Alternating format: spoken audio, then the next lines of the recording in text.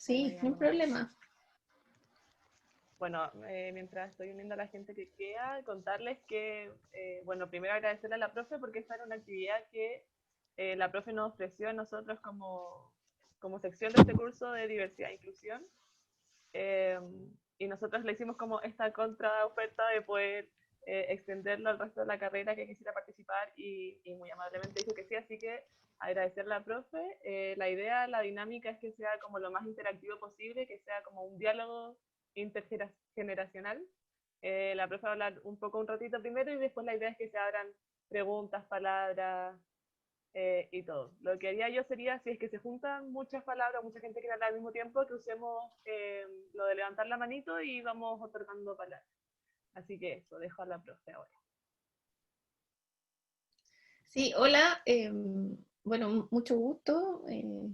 Es divertido igual hablar de otros temas, ¿no? Que no sean las clases con ustedes. Voy a tratar de posicionarme desde una perspectiva como académica del material que voy a trabajar, eh, porque nuestra relación es también de profe, entonces siempre tengo esta tensión de que aquellos que no se sientan como eh, llamados a que tengamos la misma postura, se sientan como, de cierta manera, como no tomados en cuenta, pero es lejos lo que me interesa mostrarles. Lo primero es mostrarles que es un material que vengo analizando de foros que se han hecho desde fines de los años 90, cómo ha ido avanzando el tema de los foros para pensar una educación que no sea neoliberal, y en qué hay acuerdos y en qué no hay acuerdos en los documentos de los últimos 20 años. Eso es un trabajo, no es mío, es de más gente, pero me parece interesante contárselos a ustedes porque todavía no, toda la gente que ha participado no ha dado el visto bueno, por eso no les puedo decir quiénes son. Que uno como académica puede hacer sistematizaciones de lo que la gente piensa, y yo me he puesto al servicio de gente que necesitaba que le organizáramos el material. Y por otro lado, esta idea de hacer un diálogo intergeneracional con ustedes, porque también yo siento que los adultos hemos dicho que los jóvenes son los que tienen que cambiarlo todo, y en realidad cuando fuimos jóvenes también queríamos cambiarlo todo. Entonces llevamos muchos años inventando cosas, tomando ideas. Por supuesto, nosotros jamás en la universidad se nos ocurrió la gratuidad, sino que era el arancel diferenciado, cosas distintas, pero también con unas ganas de hacer cosas, ¿no? Entonces, como contarles, los nudos, le hemos llamado nudos críticos, aquellas cosas que aparecen como acuerdos y como preguntas de algo que no se ha avanzado, pensando en una nueva constitución, en un nuevo pacto social, que claramente, tras lo que pasó, yo creo, el fin de semana, en que de verdad tenemos que ponernos de acuerdo de vivir de otra manera. No podemos llegar y seguir viviendo de la misma manera, porque se desata una violencia bien compleja, creo yo, y yo creo que una de las causas de la violencia también tiene que ver con esto de que estamos en un país que no dialoga, que no conversa, y eso es lo que voy a tratar de invitar. Les voy a contar del documento de los nudos críticos. Oh, se me abrió el sílabo y no el documento, que lo estamos tratando de arreglar. Les voy a contar, tiene 5 nudos críticos, y quiero contarle. El primer nudo crítico que yo he visto en estos documentos es la desigualdad educativa y el financiamiento. Uno de los acuerdos en torno al tema constitucional de estos documentos que les cuento es cambiar el modelo subsidiario de la educación que está, y pensar en un derecho a la educación y a la libertad de enseñanza. Y esta idea es de cambiar el modelo de voucher hacia un sostenimiento distinto de las escuelas. Porque hay un acuerdo en estos documentos que ha habido como una especie de apartheid educativo, ¿cierto?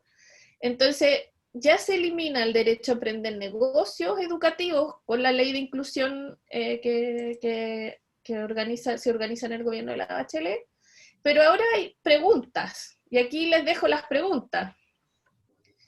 ¿Cómo definir el derecho a la educación? Se las voy poniendo en el chat, ¿eh? Preguntas que quedan abiertas en estos documentos porque claramente no se saben. Les voy a poner ahí en el chat.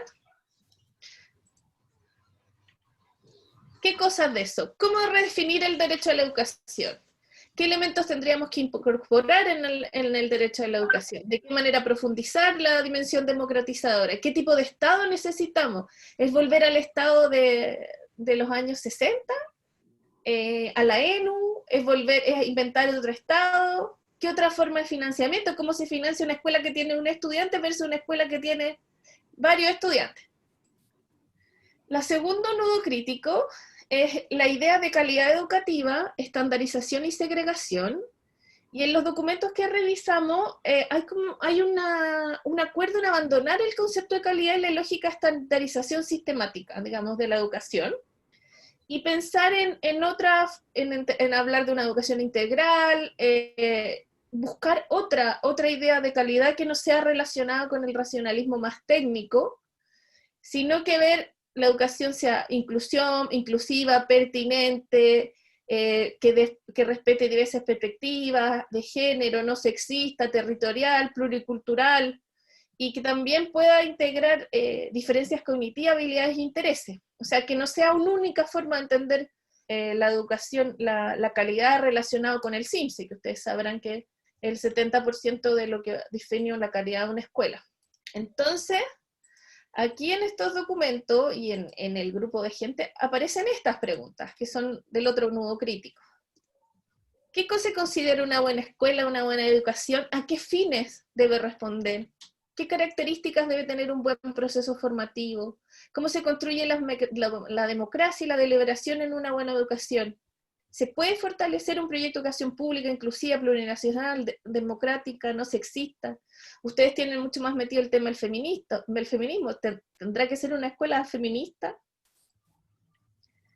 El tercer nudo crítico que aparece ya como acuerdo es que las escuelas no se pueden administrar como empresas, ¿ya? Que hay que armar una nueva administración escolar, la gestión escolar tiene que ser parte, la convivencia escolar tiene que ser parte de la vida de la escuela.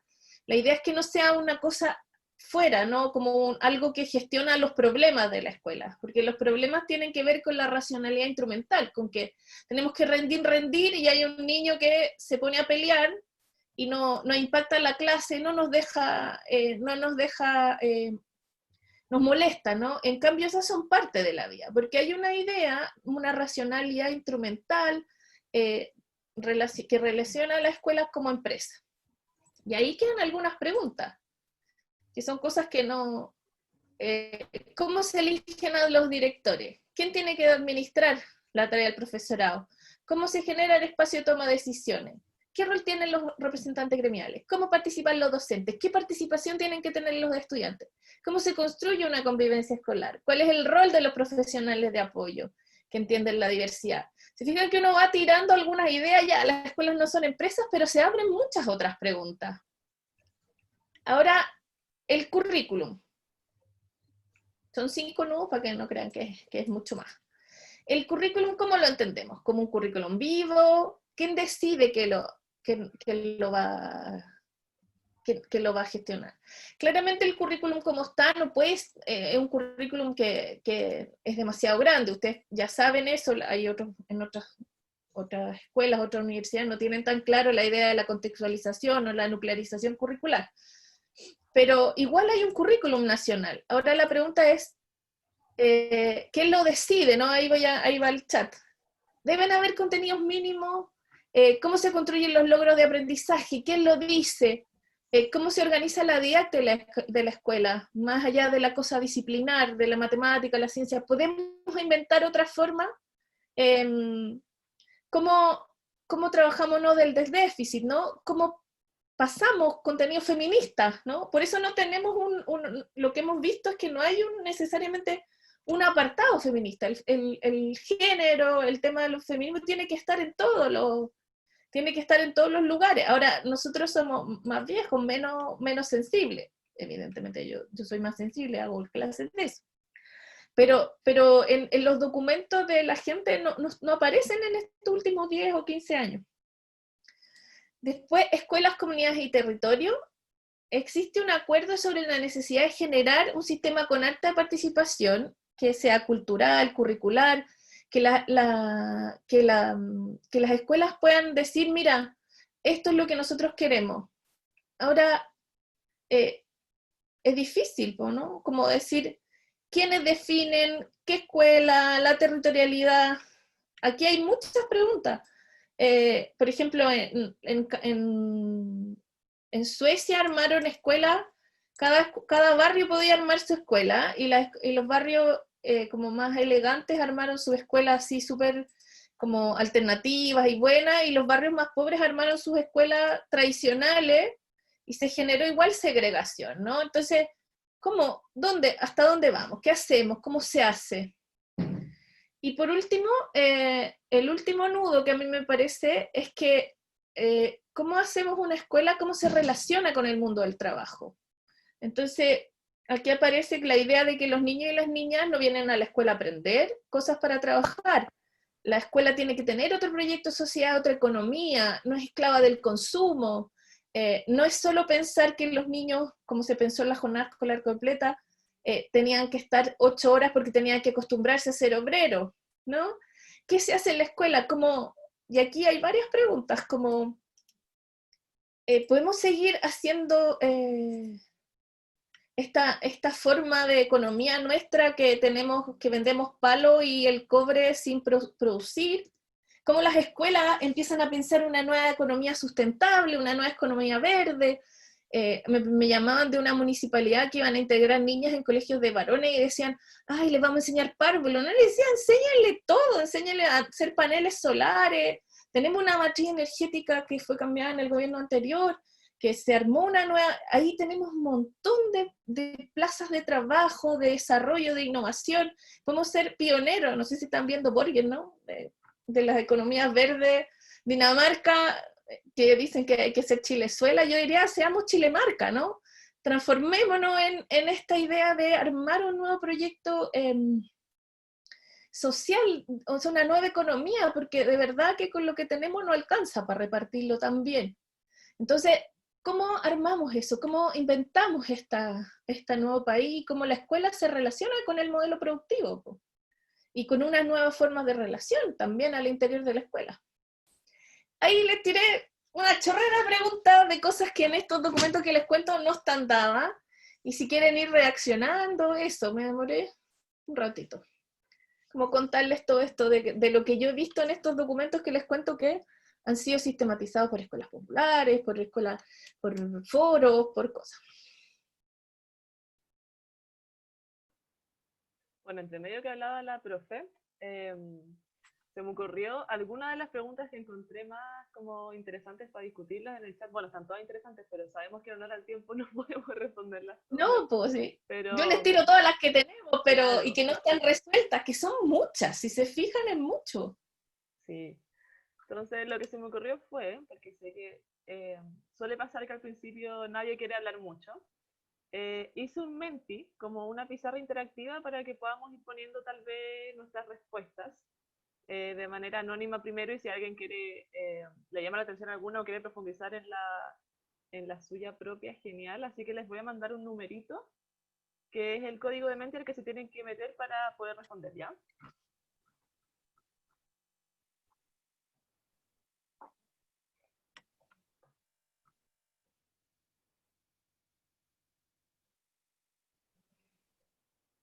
Estamos en Dúa por Mariana Recart. Múltiples formas de expresión. Claro. Ahí llegó el código al chat para que se puedan ir metiendo. Y después yo puedo compartir pantalla para que vayamos viendo las respuestas que van poniendo todas y todos. ¿Podría decir algo mientras? Claro, yo creo, ¿no? Sí, es que en verdad pensaba estar releyendo todas las preguntas y pensaba lo difícil también que es pensarlas como que en el fondo uno va respondiendo una y se va enlazando con la otra, y como lo difícil que es eso, como que en el fondo una cosa, no sé, pues lo que definamos de quién va a definir los contenidos o no sé, cómo se van a elegir las autoridades de una escuela y todo eso, igual está todo enlazado como con o sea, está todo contextualizado en el fondo al contexto como económico del lugar en que se inserte la escuela y todo eso, entonces también es súper difícil porque como siento que a veces, no en este caso, pero a veces se promueve como una visión de una escuela como estas discusiones se dan en un espacio que obvia que se inserta igual en ciertas, como en cierto contexto. Entonces como que es súper difícil porque en el fondo igual probablemente algunas respuestas de nosotros a algunas preguntas van a ser como desafiando el contexto en el que nos insertamos y es como difícil, como considerando que todo está enlazado, todas las preguntas van a condicionar unas a otras y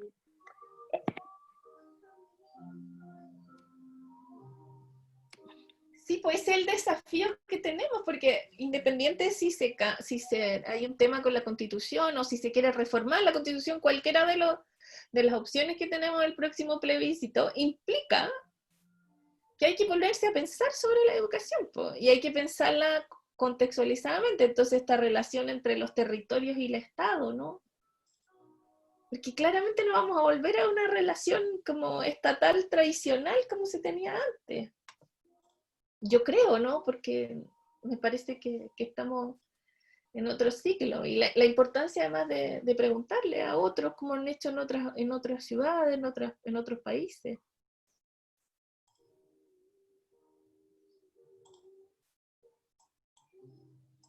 Es una tarea formarse. No sé si alguien más mientras el mente. A mí igual me acordé de estas preguntas como al primer semestre de Teoría de la Educación, cuando a mí me tocó con la profesora Cecilia Ramírez y nos hacía ¿Ya? estas mismas preguntas y hablamos de los principios de la escuela. Y igual es súper complejo. Yo siento que igual es súper complejo porque como ponerse de acuerdo, la apuesta común y que para mí ciertos valores son diferentes a los de las otras personas. Entonces a mí igual me pasa mucho con estas cosas que quiero mucho cambiar como lo que ya está, porque no estoy de acuerdo, pero me cuesta mucho ver qué es lo que sí encuentro que está bien.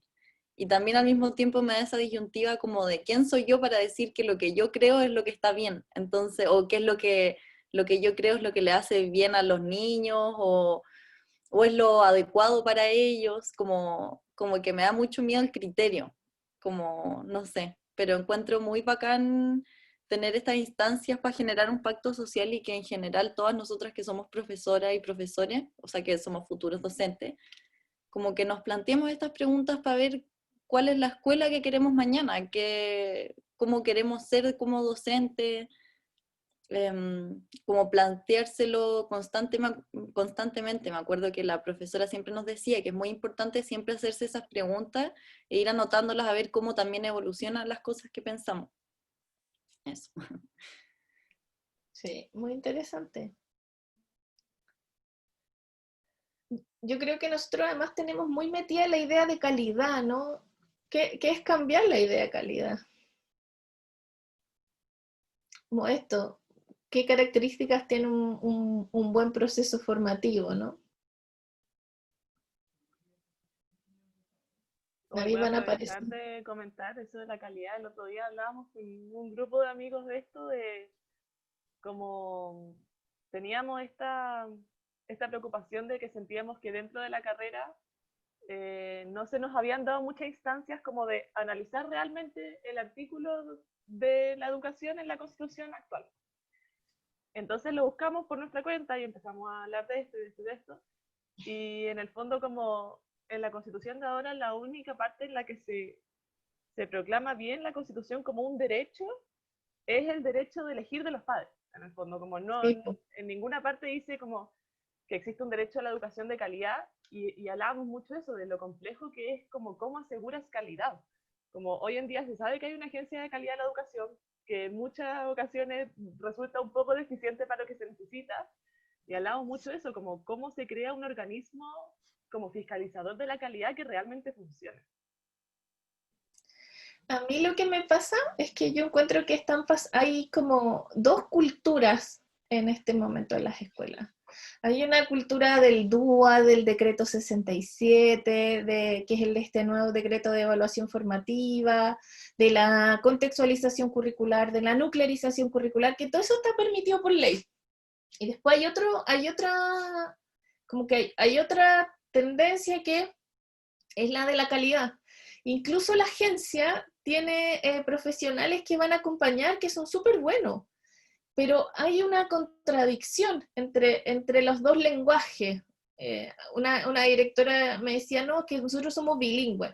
Hablamos un rato el ministerio y la de la calidad y después hablamos de otra lógica. Entonces, porque en el fondo el derecho de las familias a elegir, y dentro de la Constitución, yo fui la primera generación que dio el CIMSE, la prueba nacional, imagínense, me fui la primera, y llega, y cuando llego a dar la prueba, o la segunda, pero era súper, era para que los papás supieran cómo era el colegio, ¿cachai? ¿Qué calidad tenía el colegio? Para que pudieran elegir si te mandaban a este o a otro colegio, porque está en esa lógica. Y había una lógica de darle la información para que voten por los pies, y eso estaba en la Constitución. Entonces, igual es interesante porque se va construyendo una noción de calidad y que ya tiene la lógica de calidad, que es la calidad del producto.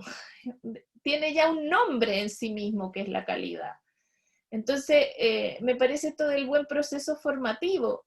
No sé si hay que eliminarlo o no, yo creo que eso es una discusión que tenemos que tener.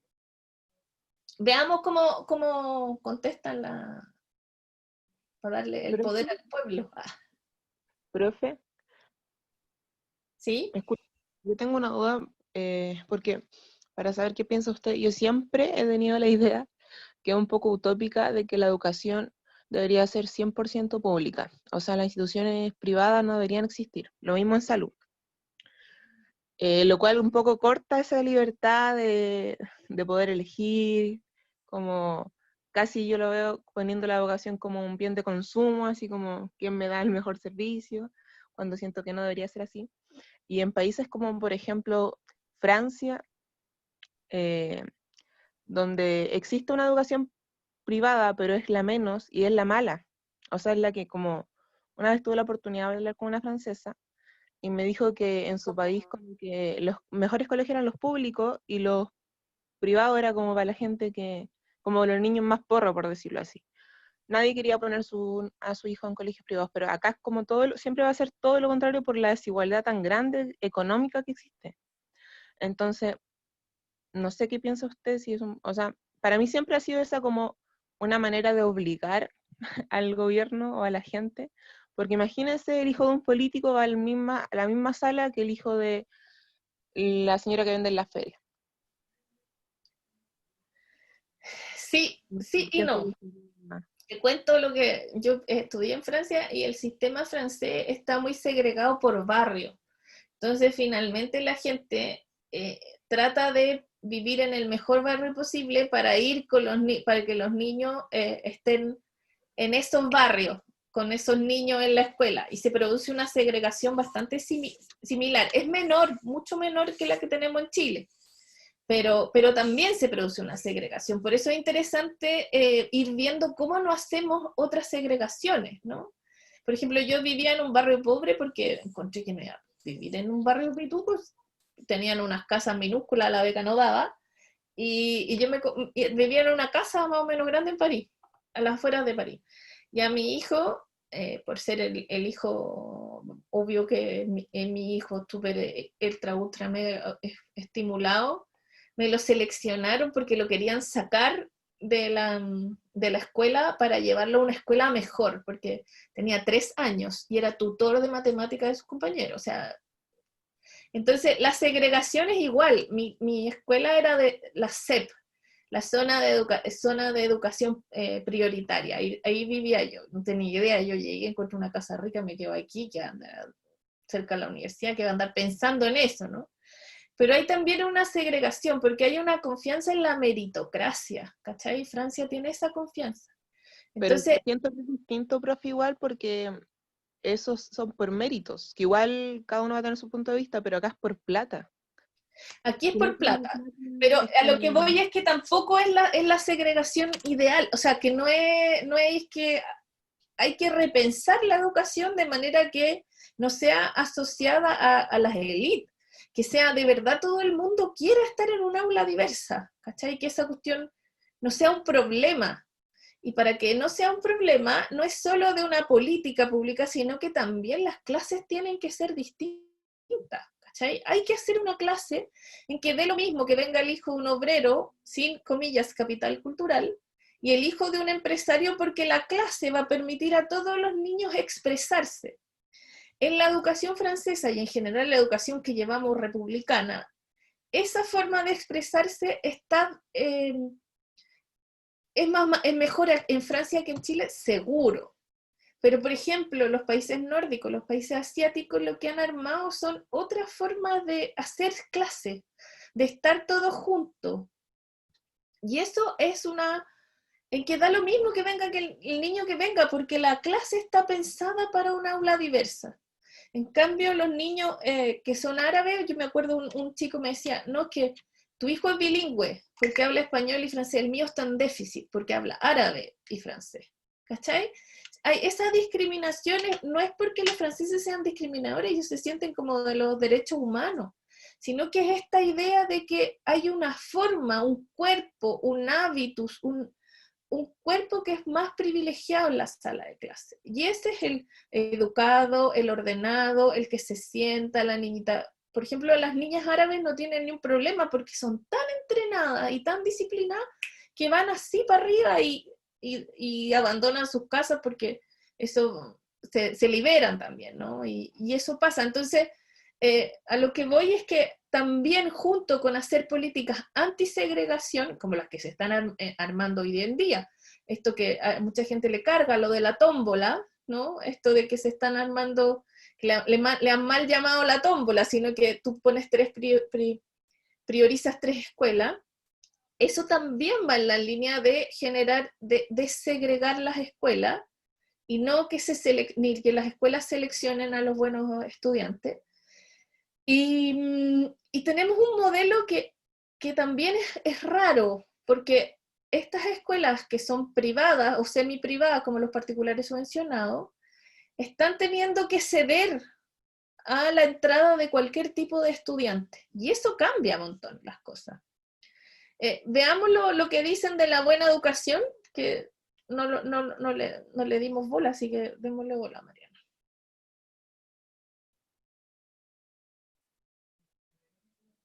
Démosle y dice, debe centrarse en lo humano, en el aprendizaje, debe acompañar al alumno en el desarrollo de la conciencia del otro, que después vienen los contenidos, el aprendizaje emocional, el proceso formativo, y a mí me parece que las pistas que ustedes van dando van en la línea de lo que yo creo que hay que trabajar además de la igualdad, que es la pregunta de Ivania, de sacar el lucro, sacar la plata, y es construir un aula, construir un espacio educativo que también sea inclusivo. Entonces, que sea un proceso, una guía del alumno, centrarse en lo humano, un proceso formativo, eh, debe centrarse en procesos de aprendizaje, en flexibilidad, desarrollo integral, junto con esta otra cosa de la segregación. En el chat algo decían, la segregación igual. Aquí lamentablemente la elite nunca ha querido mezclarse. Es cierto, pero antes sí habían ganas de mezclarse, ¿no? El Instituto Nacional sí fue un lugar donde la gente se mezclaba. Ahora, la segregación que tenemos es tremenda. Y hay una segregación interclase, pero intraclase también. O sea, ustedes van y hay colegios que durante años han seleccionado a los buenos pobres, ¿ya? Y lo dicen así. Y ahora no pueden. Entonces, y pasó constitucionalmente eso. Fue poco, ¿eh? Nosotros esperábamos más, pero fue una decisión osada de hacerlo, y yo creo que eso fue un buen cambio, y algo que hay que mantener. Ahora, los privados es difícil sacarlos, porque están súper instalados. Ahí Leandro pone el CIP, los colegios mate, sí, es súper difícil. Yo concuerdo cómo sacarlo. Ahora, la educación privada en Chile siempre ha tenido entre un 5 y un 7%. La privada, esa que se paga, nunca ha sido más de un 7%. Y sigue siendo un 7%. Y la verdad es que está tan cara y los profesionales ganamos tan poco que yo estoy segura que mis hijos van a ir o sea, yo tengo hijos en colegio privado, pero yo sé que mis nietos van a ir a colegio público, ¿no? Mis hijos no les va a dar. Y probablemente ustedes, sus hijos, tampoco le van a dar sus salarios para pagar lo que vale un colegio privado. Yo pago uno privado relativamente barato. Y eso es un tema. Entonces la educación privada sigue con su historia tradicional del 7%. Alguien pregunta, ¿por qué habría que sacar los colegios privados? Porque hay opciones de países que han hecho eso. Por ejemplo, Finlandia, Dinamarca, todos los países nórdicos les ponen muchísimo impuesto a los colegios privados. Entonces, prácticamente no existen, porque habría que pagar una fortuna, y subieron mucho la calidad de los colegios públicos. Lo mismo hizo Canadá.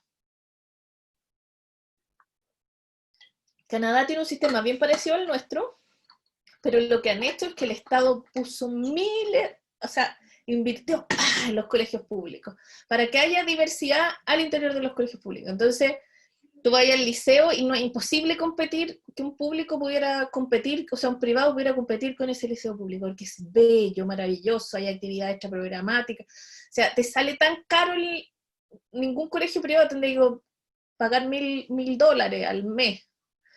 Y es versus nada. Entonces la gente no los opta, pues. Nadie le gusta, nadie quiere tomar esos colegios privados. Pero ellos lo juegan por competencia, ¿te fijas? Y en los otros es una opción política del Estado, de ponerle impuestos a los colegios para que no hayan colegios privados. Dinamarca, Finlandia, Suecia no. Suecia armó esta cosa distinta. Singapur está empezando eso. Como esas son las formas de...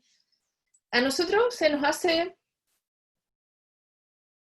Entonces, a nosotros se nos hace difícil, porque además tenemos una historia de colegios privados de muchos años. Entonces, nada puede decir que no se puede hacer. Ahora, más que tocar los colegios de la ley, a mí, si me preguntan a mí, yo preferiría mejorar lo público, si no nos da la plata. Yo, en verdad, si tuviera un colegio público que no fuera tan segregado, en la esquina de mi casa hay uno, yo por supuesto mandaría a mi hijo al colegio público, pero el problema es que los mando donde están todos los niños de todas las escuelas que nadie ha querido y tienen muy mala convivencia escolar. Básicamente eso. Y no se puede hacer clases. Entonces, pero si fuera un poquito más mezclado, si se trabajara la convivencia escolar, yo los mando. Ustedes. Tenemos primero a la Manuela y después a la José González. Hola, no sé, yo siempre me he preguntado cómo hacerlo, porque al final como que siento que tiene todo un trasfondo ético y moral por parte de aquellos que tienen el poder en este caso, que al final tienen una mirada súper egoísta y súper mercantil, porque al final, ¿cuál es el foco de la educación para esa gente? Es el foco de ganar plata, de tener dinero. Al final no está, si bien nosotros como profesoras obviamente tenemos el interés por los niños y las niñas, la gente lamentablemente que maneja la educación no tiene ese foco, o quizás son como excepciones, pero siempre está el foco de una educación mercantil, de la competencia, de quién tiene más, quién tiene menos. Entonces, no sé, yo como profe, como que no sé cómo pensar en cómo luchar contra eso, que está tan enraizado en este sistema tan mercantil. Entonces, ¿cómo lo hacemos? Es súper complejo, siempre obviamente nosotros como profes podemos hacer mucho en nuestra aula feminista, aulas ecológicas, aula inclusiva, podemos hacer mucho, mucho, pero ¿cómo lo hacemos para luchar contra esta moral que está detrás de los y las poderosas? ¿Cómo lo hacemos? Es un interrogante en verdad que siempre me he hecho y que no sé cómo aterrizarlo. Voy a anotar para dejarla hablar, porque si no me voy a tomar la palabra. Otra más que... ¿Sigo yo? ¿Mientras? Dale, dale. Ya. Yo tengo 3 puntos. Y el primero igual va un poco en respuesta a lo que plantea Manuela. La verdad es que yo creo, por lo menos en el colegio que yo estoy en la práctica ahora, va a cerrar.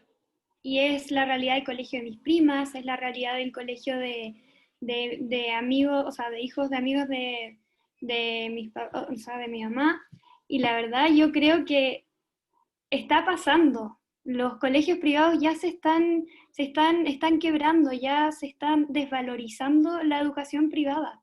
Yo creo que eso es lo que está pasando actualmente. Muchos papás eh, y políticos están diciendo como, ¿por qué pago tanto el colegio si al final no es nada, entre comillas? Porque yo no quiero desvalorizar el trabajo de ningún docente porque encuentro que es muy duro y aparte también lo hago en parte.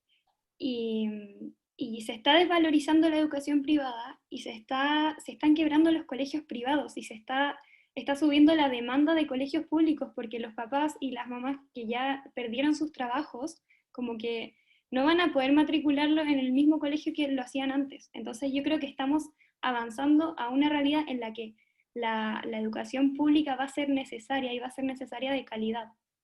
Y bueno, otra cosa que quería mencionar es que por lo mismo este año ha despertado en mí como una necesidad de buscar afuera lo que no me da la universidad en formación docente, y en eso encontré un curso que era de la educación del futuro, y nos centramos en conversar sobre esto con una academia que es como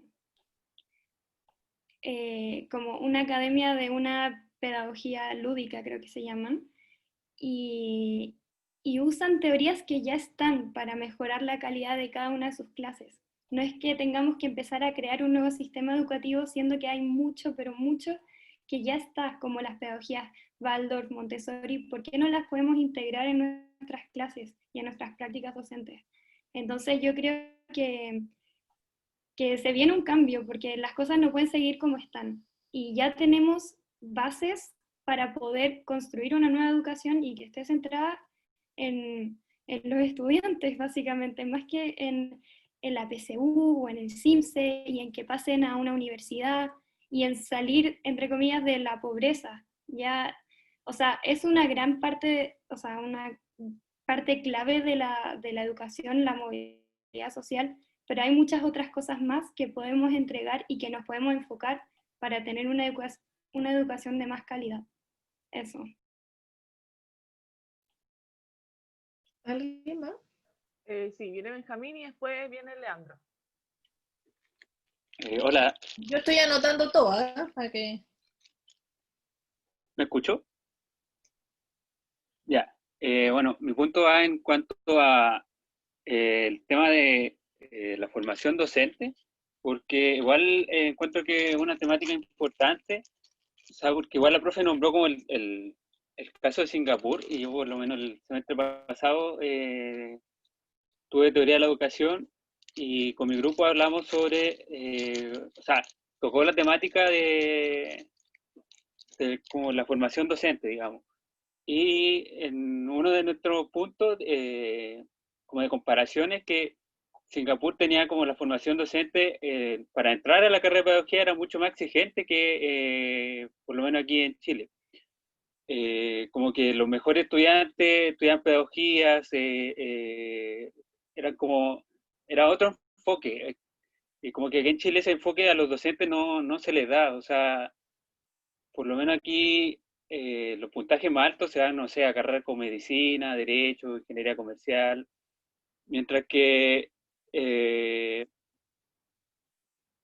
sea, en base a los puntajes de corte en pedagogía son muy bajos. O sea, no como por desmerecer el mérito o algo así, sino que es como el valor que se le da a la carrera, porque claro, uno dice va a estudiar pedagogía y siempre es mirado menos, o sea, también va como de la mano el tema de la exigencia y la valorización por parte de la sociedad, porque pedagogía es una carrera bien mirada en menos, en donde o sea, un sector lo desvaloriza mucho, y también lo veo en que, relacionándolo con este tema del público-privado, que también muchos profesores, o sea, que se pueden catalogar como profesores de excelencia, muchas veces trabajan en colegios privados por el tema de que se les valora, o sea, se les valora mejor, tienen un mejor sueldo. Y también puede ser una de las problemáticas del que el sistema público sea, o sea, sea como mirado menos, digámoslo así, porque o sea, también porque muchas veces las familias optan como por el colegio particular subvencionado al colegio público, porque el colegio público como tiene también ese sesgo, o sea, esa segregación de como de ser colegio público, básicamente. Entonces, como eso, como, o sea, la verdad no sé cómo será en Finlandia o en Canadá la formación docente, pero también encuentro que es algo que, una problemática ya en este punto, y va de la mano también con todo lo que se ha mencionado anteriormente. Es como eso.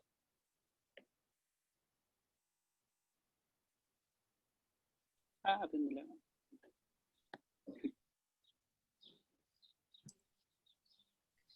¿Reacciono Bueno, cortito esto o a los 3 puntos? Ah, Leo, dale. sí. No, yo quería hacer un comentario súper breve, porque claro, en base a la discusión, eh, emergió en mí como esto del sentido de la educación, del por qué estudiar, ¿cierto? Y ahí me acordé que yo creo que también es una frase que debe ser familiar para muchos o para muchas acá, que esto, claro, a mí mi mamá efectivamente siempre me decía, estudia para que seas alguien en la vida. Y eso claramente parte desde un montón de lugares. Parte primero desde la negación del ser, ¿cierto? Tengo que estudiar porque en este momento no soy nadie. Desde ahí se desconoce como todo el background que tienen las personas, que tenemos las personas, ¿cierto? Eh, Llegamos al colegio sin valer. Eh, entonces, desde ahí, bueno, ¿qué es valer entonces, cierto? Esa idea claramente está asociada con esta idea del educarse para el progreso. El progreso entendiéndose como el progreso económico, ¿cierto? Hay que estudiar para calificarse más en el trabajo. Entonces creo que acá, claro, en base a la pregunta guía, es como, ¿qué es una buena educación? Eh, Primero, desde ahí, ¿cuál es el sentido? ¿Para qué educarnos, cierto? ¿Para qué? ¿De dónde? Si va a ser como para el trabajo, bueno. Entonces vamos como, ya está esa línea y está súper internalizada un poco en el inconsciente colectivo el chileno, que la educación tiene como propósito preparar a la gente para que sea funcional a- a la forma de producción de capital que tenemos. Eh, pero desde ahí la educación es muy alienante de uno mismo, ¿cierto? Yo cuando niño, no sé, y este ejemplo es verídico, a mí me encantaba bailar cuando niño, yo feliz habría sido bailarín. Así es la vida, lo asumo, lo cuento acá, eh, pero claro, muy chico también supe que eso no era posible, no era una opción. Eh, entonces, claro, hoy día ya en mi edad, ¿cierto? Trabajando ya hace un rato, pienso un poco en eso, así como, ¿qué hubiese sido si yo hubiese sido un bailarín, un artista? ¿Qué hubiese sido de mí? Entonces, bueno, eso era compartir un poco eso y esas son las preguntas que yo me hago. Desde ahí, bueno, ¿cuál es el sentido de esto? Eso. Tengo 4 palabras más. No sé si les tinca que la profe responda como hasta ahora un poco y que después hacemos como una segunda ronda de palabras, tal vez. Sí, me tinca a mí Sí, para sí, mejor, terminar, dale. para terminar como un cuarto de la una para ir a cocinar, ¿ya? Ya. Primero, no me acuerdo quién preguntaba, que estaba como, que decía por dónde salir. Yo veo que hay varias salidas. Yo, siendo bien crítica de los gobiernos de la concertación y el último de Bachelet, yo creo que dejaron instalar algunas cosas, ¿ya? Primero, sacaron el negocio de la educación. Entonces, tenemos menos gente interesada en meter la mano a las políticas de educación. Antes había mucho lucro y entonces ya no hay. Y eso en términos políticos es bien importante, porque no es un mercado como antes, ¿ya? Y eso es importante. Me acuerdo que le dije a mi marido, ay, la ley de inclusión no sirve para nada, peleando. Y llega y me dice, no, mira, le va a sacar el negocio. Y eso ha hecho que salgan grupos económicos y ya no les interese, y quiebren, y está bien porque estaban lucrando mucha gente. Habían colegios que nosotros hicimos estudios en que se llevaban 9 millones, le pagaban a la señora del dueño del colegio y el colegio estaba sin nada, sin baño, de verdad, y eso ya no se puede hacer. Lo que es una gran cosa, sacar la plata de la educación ya no es, ya, de la educación pública al menos. Después hay otra, pero hay cosas que tenemos que cambiar, desde la libertad de las familias de elegir al derecho al del niño a ser educado. Y eso abre algo que decía Josefina, que nos tenemos que empezar a preocupar de qué significa educar a la gente, ¿no? Como, y ahí la educación alternativa, yo hice una ponencia en Villarrica el año pasado sobre lo que la educación alternativa aporta a la educación tradicional, ¿no? Y ahora estoy invitada a Talca a un encuentro de educación 3000 que están pensando en la educación alternativa, pero para eso necesitamos el giro del derecho al niño a ser educado, porque ahí pone el foco en el aprendizaje del niño. Y eso lo podemos hacer con una nueva constitución, con una nueva carta fundamental que podamos hacer. Y eso pasa por rediseñar lo que vamos a entender por calidad. Y eso incluso poder sacar y decir que es una buena educación, que es una educación adecuada. Y con esa discusión se nos abre también la idea de el lugar de la estandarización que ha sido tan importante y sus consecuencias.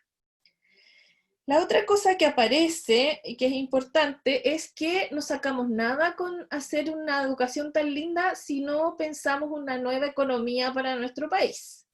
Y ahí nos necesitamos a los ingenieros, a la gente, que dejemos de tener una matriz de comprar cosas en China y venderlas en Chile, y que hagamos otra cosa. Y ahí es súper importante un acto súper fundamental de ustedes, dejar de consumir tanto. Si este país deja de consumir ropa, por ejemplo, yo trabajo en un campamento, nos llegaron kilos y kilos de ropa nueva. Yo de verdad que dejemos de consumir, yo soy terrible trapera, dejemos de consumir las cosas que no necesitamos, una economía, y ahí la gente se va a tener que poner las pilas y decir, bueno, sabes que yo quiero seguir ganando plata, voy a invertir en otras cosas, en innovación, en hacer cosas, ¿no? Y ahí también el Estado tiene que meterse con innovación, ¿ya? Eso no es del orden, pero de ahí uno tiene que decir economía circular, economía del donut, economía sustentable, economía verde, pacto verde, todo eso se está hablando en Europa, es la forma de salir. Otra forma de transportarnos, más bicicleta, o sea, otra forma de vivir, ser más austero y pensar en otras cosas. Y para eso tenemos que enseñarle a los niños a ser austeros, no a competir y correr. Otra cosa que tenemos nosotros que hablaban del reconocimiento y de la carrera docente, bueno, se subió el puntaje para entrar a pedagogía y para tener una beca, lo que ha disminuido la cantidad de profesores. No sé si se han dado, en 10 años menos vamos a tener profesores suficientes para las escuelas. Eso es un problema, pero a veces una oportunidad, porque tenemos que mejorar el trabajo de la escuela, y hay un montón de estudios que se están haciendo sobre por qué la gente se queda trabajando. De ahí tenemos una tremenda tarea, porque el 40% de los profesores deserta al 5.º año de ejercicio profesional. Por lo tanto, tenemos que pensar en mejorar. Y eso yo creo que ya está. La carrera docente es muy individual, y muy pensada desde el Banco Interamericano, entonces hay que transformarla y transformar eso un poquito. Pero sí hay que mejorar el reconocimiento docente. Ahora, la formación docente yo creo que es buena. En general la que reciben es relativamente buena. ¿Qué nos falta? Lo socioemocional, seguro. Ahí Leandro está haciendo una tesis sobre temas socioemocionales. Eso reaccionaría ante lo que ustedes dicen. Mi mirada es súper esperanzadora como salía en el chat. Yo creo que la pandemia hizo salir todo. Ahora yo estoy coordinando un trabajo para el Ministerio de Educación sobre la evaluación formativa, en que estamos pidiendo que ese sea el foco, y cuidando al profe, y ojalá que nos tomen en cuenta. 4 miradas más.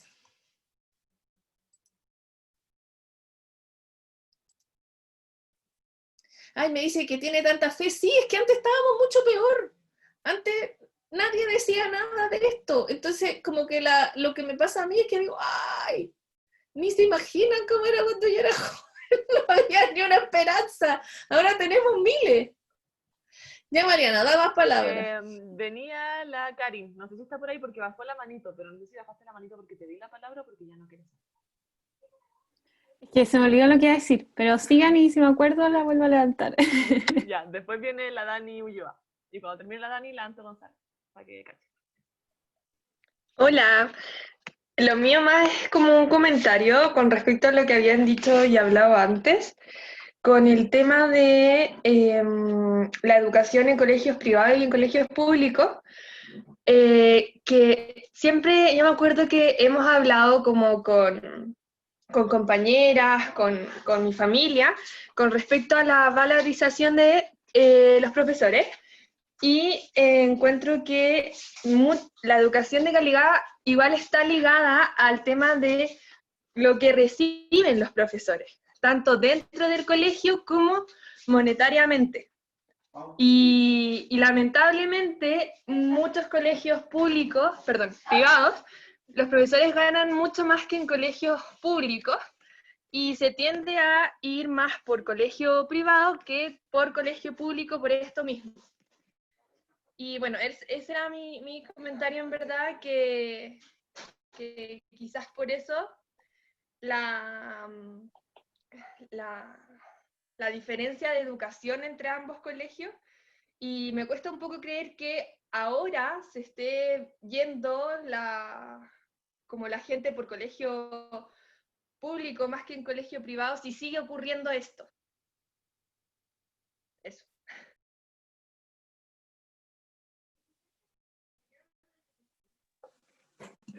Ya, creo que seguía yo, ¿verdad?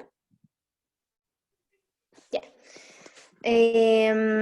Bueno, mi comentario se relaciona mucho con lo que justo respondió la profe respecto como a la ronda anterior de preguntas o comentarios, y era que me surgió mucho esa reflexión respecto de, no recuerdo si fue Josefina la que habló de las pedagogías como alternativas y todo, y pensaba justo lo que dijo la profe, como mientras estamos insertos como en este sistema económico, y mientras sigue, no sé, o sea, considerando que está el sistema como está actualmente, yo por mucho que quiera, no sé, hacer una clase con una metodología activa, lúdica y todo eso, no la voy a poder hacer en un colegio donde los niños no tienen, no sé, no pudieron tomar desayuno, no hay ventanas porque están muertos de frío en invierno, y como que es súper difícil, porque claro, tenemos herramientas de ese tipo como a nivel teórico, y es súper difícil como volverlas útiles en contextos de ese tipo que ya están de por sí vulnerados a niveles como muy profundos, y por más que como que hay muchos factores que están como incidiendo al momento de querer hacer una clase, como querer implementar cosas nuevas y todo. Como me estaba acordando también de mi práctica pasada en un colegio, el colegio que me tocó, estuvimos todo el invierno sin ventana porque la quebraron, y los papás no podían pagar la ventana, y el colegio quería que los papás pagaran la ventana porque el colegio no tenía plata para pagar la ventana, y los niños tuvieron todo el invierno muertos y muertas de frío, y fue súper difícil hacer clase porque hasta yo estaba muerta de frío, como que estaba todo el rato caminando porque era como muy insostenible la sensación, y pensaba como hasta qué punto como que un niño, niña se podría concentrar, no sé, en, en una metodología bacán si está muerto de frío. O no sé, había unos que llegaban y no les mandaban colación porque no les podían mandar colación sus papás, iban a buscar la colación que les daba el colegio y llegaban a botarla porque decían, tía, es que esta barrita es asquerosa, sabe, jugo en polvo, y en verdad como que no me dan ganas de comerme esto, y no comían en todo el día hasta el almuerzo, que a veces tampoco les gustaba el almuerzo, como, entonces es difícil, como tenemos herramientas, pero la situación actual vuelve como, como casi, es como súper desesperanzadora para poder implementar esas cosas. Entonces, por eso tiene que ir súper ligado.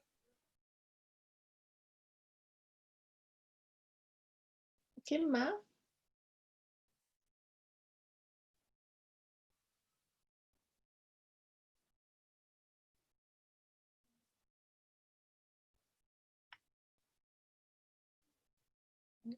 Dale, Josefina, José, dale, parece. José. Ya, es que quiero responder a lo que dijo Antonia. La verdad es que a mí me parece que es verdad, y eso hay que atenderlo como urgentemente. Me da mucha impotencia saber eso y saber que no es la única, no es el único colegio en el que está pasando eso en este país. Y la verdad es que lo que yo creo, o sigo creyendo que igual se puede trabajar desde ahí, porque me imagino muy difícil como hacerle pedagogía tradicional a esos niños que no están comiendo y que están pasando frío, quizás pararlos, hacerlos saltar, no sé, cualquier cosa, cualquier técnica pequeñísima, yo creo que igual puede ayudar. Igual es difícil como sacarlos de la realidad en la que viven, y eso tampoco creo que es bueno, porque al final igual es la realidad con la que tienen que lidiar todo el día, pero sí ayudarles y darles como más estrategias, más herramientas, quizás más emocionales, quizás más de, no sé, yo creo que igual se puede trabajar desde las pedagogías alternativas y lúdicas, pero sin ignorar el contexto en el que viven y potenciarlos, no sé. Ese es mi punto de vista, igual alejado de esa realidad. Yo quisiera reaccionar, Antonia, que una noción que a mí me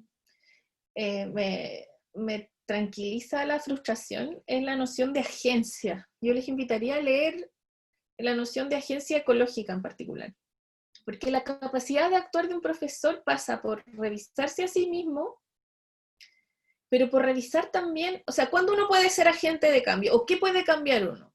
Uno tiene que revisar qué es lo que uno puede hacer con sus propias potencialidades. No sé, yo, por ejemplo, uno dice, sé que soy súper fome. Ya, desde ahí, soy súper fome, no se me da hablarle a los niños. Una profecía, yo soy pesada, no soy amorosa. Ya, ¿quién soy yo?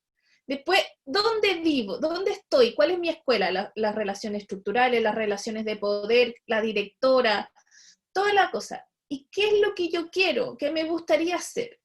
Esa ecuación es lo que hace decir, mira, en este escenario puedo hacer esto.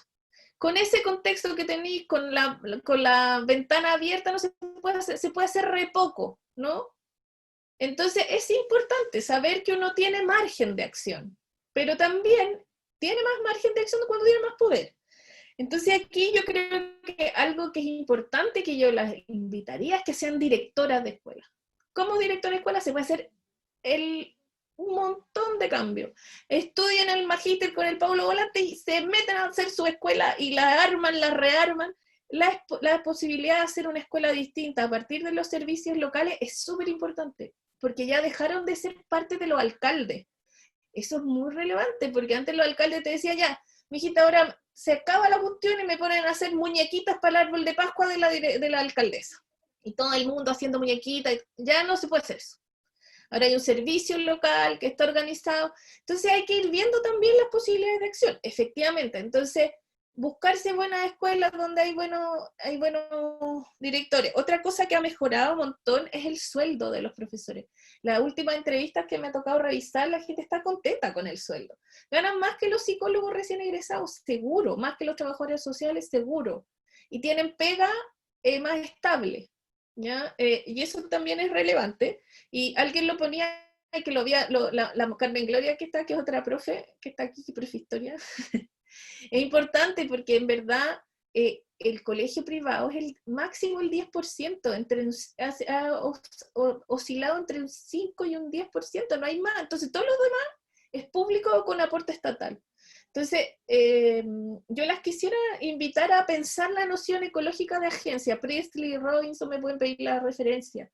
Lo que uno puede cambiar está en función de lo que uno tiene, de lo que uno es. Y yo creo que ahí lo que decía Leandro recién, como esta idea de la meritocracia, de estudiar para que no seas quien no he sido, decían los campesinos, ¿no? También es estudiar no para ser alguien en la vida, sino también para pensar que uno va a tener un rol en la productividad de este país para transformarlo también, ¿no? Para enseñarle a los niños que son agentes de cambio, que tienen una función social, que ellos van a hacer algo. Todo lo que trabaja mi amiga Carmen Gloria, que es la función ciudadana de la escuela. Entonces, mi impresión es que hay mucho dando vuelta, es cosa de ir bajando la intensidad de varias cosas que ya hemos ido conversando. Y optar por saber que hay espacio y saber que también dentro de una escuela que el sostenedor no quiere cambiarle ¿qué vaya a hacer ahí? Po? Eso es un dolor tremendo y que la comida es mala. Bueno, lo primero que todas las cosas de agencia es, lo primero que tiene que hacer, su escuela tiene que estar bonita, sin basura, buena comida. Es lo mínimo, desde ahí empezamos a construir. Eso, con eso me quedaría. La Carmen Gloria dice, dentro del contexto de la sala de clase, el conocimiento contextual de los estudiantes es sumamente relevante, de dónde viene, con qué vive, interese. Eso no tiene que ver con lo lúdico, sino como aumentar las posibilidades que el aprendizaje sea significativo. Ahí nosotros tenemos un proyecto. Dale, perdón. Eso. Yo me quedaría ahí, alguien más, para ir a cocinar. Sí, queda la Pasi va a hacer la última palabra, pero antes de que hable la Pasi quería leer esto que pusieron en el chat, que lo encontré muy importante, que lo puso la Isi López. Dice, tengo entendido que el 7% de los y los estudiantes estudian en colegio particular pagado, y en nuestra universidad el 64% de los estudiantes aproximadamente son de estos establecimientos. Creo que también tenemos mucho que reflexionar ahí. Sí. Me encuentro que es muy importante pensar en eso. Yo creo que siempre he sido como de las personas que creen que como junto con el privilegio viene responsabilidad. Siento que nosotros, como el hecho de estar en la UC ya es un privilegio. Como yo creo que eso es algo que todas y todos sabemos, y al estar recibiendo una buena educación ahora, creo que eso mismo es lo que debería poder permitirnos como tener cierto sentido de responsabilidad social y cierto sentido de empatía mínimo, en el fondo. Así que eso, encontré muy interesante ese comentario. Y ahora, Pasi, si estáis por ahí, ahora es cuando. Y aquí estoy. No voy a prender la cámara, perdón, pero es que tengo un pequeñito dando vueltas por aquí. Nada, es que en verdad llegué súper tarde y alcancé a escuchar los últimos comentarios. Y respecto al que, no sé si fue la Anto o otra persona que de repente dice, no me cae en la cabeza que quizás la gente escoja los públicos, y siempre ha estado este mito de que los católicos, o sea, los católicos, los privados son de más calidad quizás, o sea, entregan una mayor calidad en la educación. Y a mí me pasa que yo fui la única de mis tres hermanos que tuvo la oportunidad de hacer la enseñanza media en un colegio privado. Yo vivía en San Miguel y mis dos hermanos estudiaron en San Miguel. Y nada, pues mi papá ahora, yo le pregunto ahora y me dice, la verdad es que me arrepiento de haberte mandado a uno privado, primero porque me quedé casi endeudado en tu puro colegio, y me dijo, y más encima el transporte que gastaba ahí, o sea, en la plata del metro, la micro, o sea, no, era una cosa de que yo tenía que ir a Providencia todos los días, y no, yo creo que finalmente también va por un tema quizá muy económico, no solamente de calidad, sino que cada vez son más caros, cada vez requieren más lucas, y es difícil, no es para nada accesible, porque aparte, por ejemplo, en mi comuna no había ninguno privado, por eso me tuve que ir a Providencia. Entonces al final también yo creo que va por un poco las lucas a veces.